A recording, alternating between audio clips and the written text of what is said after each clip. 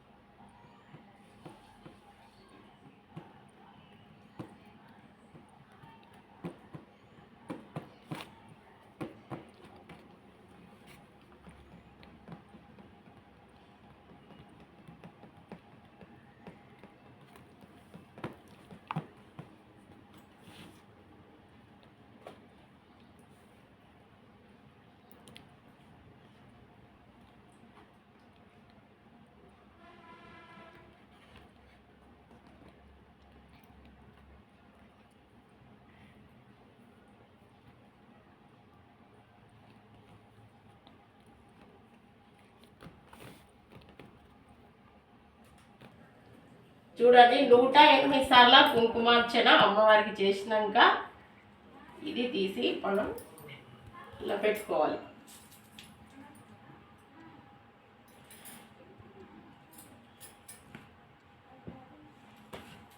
ఇంతకీ సత్యం ఏం కోరుకుంది అనుకుంటున్నా? నిండు నూరేళ్ళ ముత్తైతనం ఆరోగ్యం ఇవి రెండు ఉంటే సర్వం ఉంటాయి కదా. మీరు కూడా ఇలాగే కోరుకోండి. తప్పుడు కోరికలు కోరుకొని బాధపడద్దు. ధనం ఉంటే చాలు అనుకోవద్దు. ఆరోగ్యం, ఆనందం, ఐశ్వర్యం 3 చాలు, అన్నీ ఉంటాయి. చూడండి.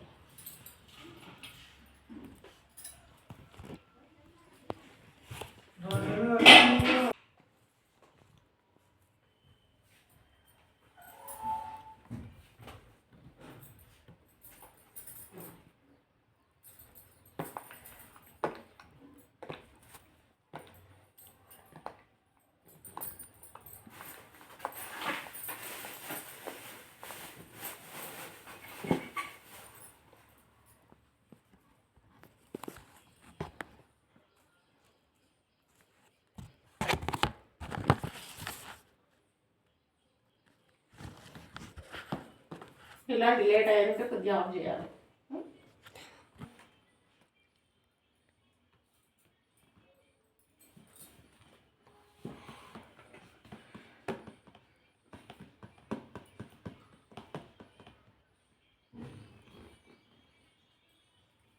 మంగళారతి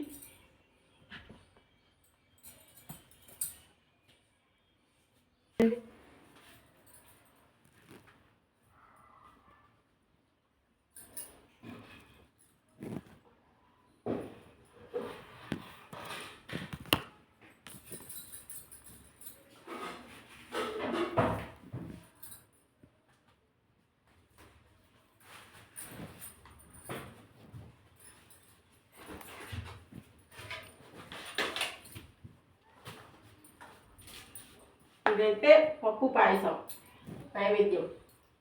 ఇది వడపప్పు. ఇది చక్కెర కూడా పెట్టాలి, ఎందుకంటే ఇష్టం.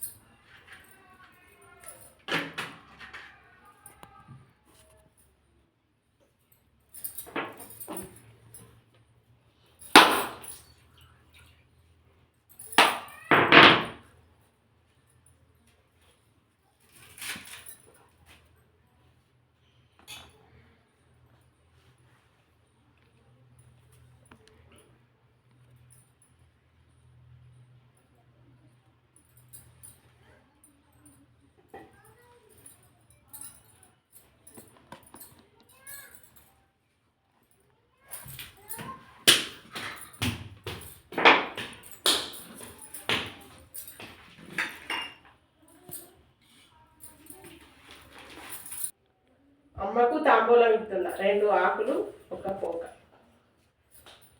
1 ఖర్జూరం.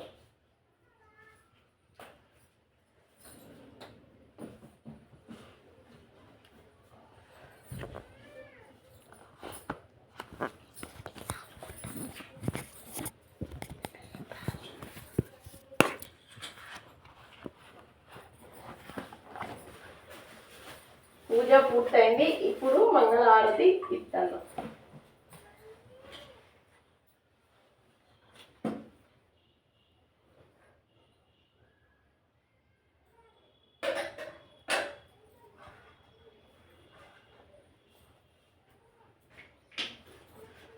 ఎందుకంటే మీ కోరిక తీరాలంటే కొబ్బరి నూనె పోసుకోవాలి.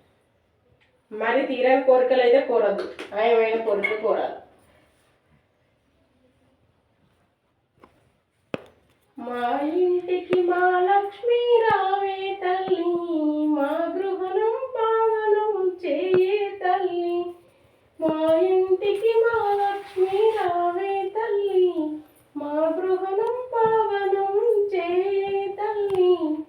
వరలక్ష్మీదేవి రావమ్మ మా ఇంటి, ఏ కష్ట నష్టాలు లేకుండా చూడమ్మ, స్థిరముగా మా ఇంట్లో కూర్చో మా లక్ష్మి తల్లి, స్థిరముగా మా ఇంట్లో కూసో మా లక్ష్మి తల్లి, ఏ కలతలు కొట్లాటలు లేకుండా చూసుకోవమ్మ, నీకు నచ్చినట్టే మేమైతే ఉంటామమ్మా, మామూల నీకు నచ్చినట్టుగా మార్చావమ్మ, నీకు నచ్చినట్టు మేమే ఉంటామమ్మా, మామూల నీకు నచ్చినట్టు మార్చుకోవమ్మా.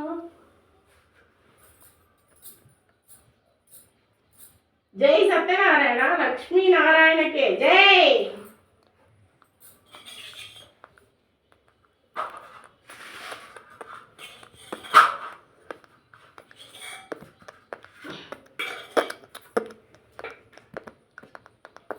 ఇప్పుడు దీవించాలి.